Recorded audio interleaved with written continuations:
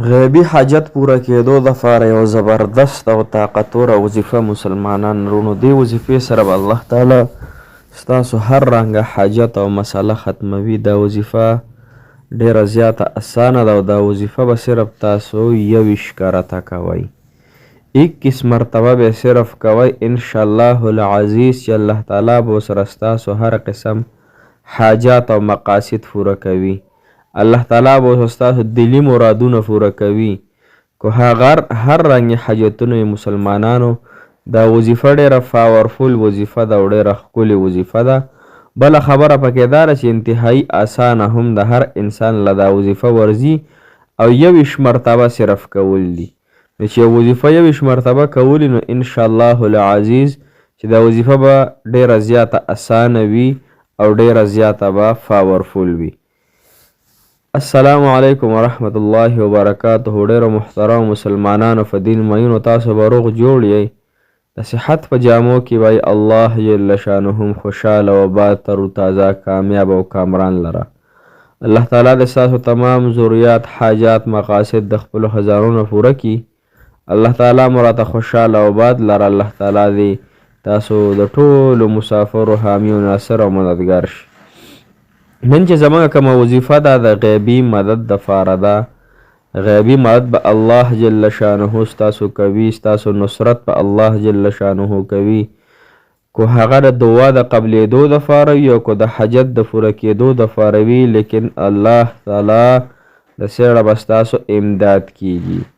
هر کله چې تاسو یو داسې پریشانی پیښه شي چې هغه پریشانی نه ختمیږي، یو داسې مصیبت تاسو ته پیښ شي چې هغه مصیبت نه ختمیږي، یو داسې رکاوټ تاسو ته پیښ شي چې هغه رکاوټ مسلمانانو د زندګۍ هغه معمول جوړ شي، د سر درد د تساشي، یعنی داسې حاجت چې سردردی تساشي، یا داسې پریشانی وي چې مشکلات والا پریشانی وي یا بیماری وي، د هغې ټولو د ختمېدو دپاره دا وظیفه تاسو صرف 21 مرتبه وکړئ انشاءالله، نو الله تعالی به ستاسو حاجت پوره کړي.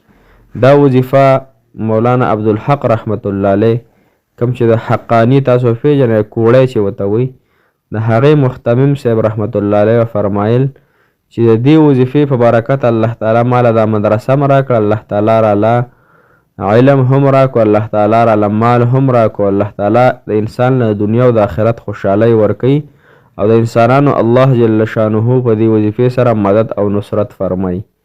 لهذا دا وظیفه تاسو انشاءالله العزیز وکئ او زه چې ته کومه طریقه ښیم په دې طریقه یې وکئ، تاسو به انشاءالله العزیز خوشحاله یئ. تاسو به الله تعالی تمام حاجت پوره کړي. که حاجت تاسو نه څوک مرور شوی وي، که په کور کې جنګ جګړې وي، د ښځې خاوند په منځ کې ناچاقیانې وي، اتفاق اتحاد نه وي، مینه محبت نه وي، یا د رزق مسئله نو رزق مسئله به د الله تعالی په منټونو کې انشاءالله ختموي. که چا نوکرۍ مسئله وي الله تعالی به ولې دا هم ختموي. که چا اولاد نافرمانه وي دا به ولې هم انشاءالله الله جل شانو ختموي. یا په چا باندې قرض دی د غرونو برابر، د قرض دپاره هم انتهایی بهترینه ده او زبردسته ده. مسلمانانو تاسو په ورځ کې هم ویلی شئ 21 مرتبه، 11 مرتبه هم ویلی شئ. په لاره باندې مطلب ته روانې نو په لاره باندې هم ویلی شي، په ملاستې هم ویلی شي، لیکن دا وظیفه ډیره زیاته بهترینه ده مسلمانانو. دا به تاسو څه ټایم کې کوئ او څو مرتبه به یې کوئ. مرتبه خدا ته مو ووایي چې 21 مرتبه به یې کوئ. دا وظیفه څه ټایم کې به یې کوئ نو تاسو ته مو ووایي که سحر مونځ نه پسې کوئ، که ماسپښین، که مازدیګر، ماښام، هر مونځ نه پسې تاسو کولی شئ. خو تاسې لومبی 3 ورځې مسلسل دا وظیفه وکړئ چې هر کله تاسو 3 ورځې مسلسل وکړئ انشاءالله تاسو په خپلو سترګو باندې د الله تعالی مدد ووینئ، د الله تعالی نصرت ووینئ، د الله جل شانه چې تاسو رقم برکتونه او تاسو لکم انعامات درکوي انشاءالله چې دا به تاسو په خپله په سترګو باندې ورو وینئ. خو لیکن دا وظیفه به تاسو جاري هم ساتلی شئ. که جاري مو ساتله نو الله تعالی به له دومره هر څه درکړي انشاءالله چې د دنیا او د آخرت خوشحالۍ به ټولې درکړي.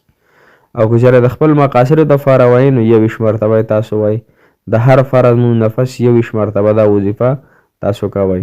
وظیفه مسلمانانو وروڼو کومه ده؟ وظیفه د سورة قریش ده. سورت قریش دا یو سورت دی په اخري 10 سورتونو کې، او د الم تر کیف فعل ربک دینه فس سورت راځي. بسم الله الرحمن الرحیم. لإلاف قریش إلافهم رحلة الشتاء والصيف فليعبدوا رب هذا البيت الذي أطعمهم من جوع وآمنهم من خوف.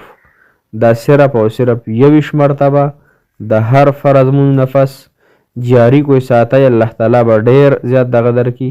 او کنه داسې هر فرض مون نفس روزانه معمول سره وای، ان شاء الله الله تعالی به تاسو د دنیا او د آخرت خیرونه درکي. تاسو مسلې به ختم شي، تاسو پریشانای به سره ختم شي، او تاسو به خپل وخت الله تعالی راولي، او تاسو ته الله تعالی د زړه سکون او خوشحالي درکي. ان شاء الله وظیفه اسانه هم ده، بهترینه هم ده. دا همخه د خپل حاجاتو او د خپل ژوندۍ د رونق کېدو دپاره او د خوشحالۍ راوستلو دپاره دا همخه شروع کړه. جزاک الله خیر. الله تعالی دې ستاسو تمامې وظیفې قبولې کړي.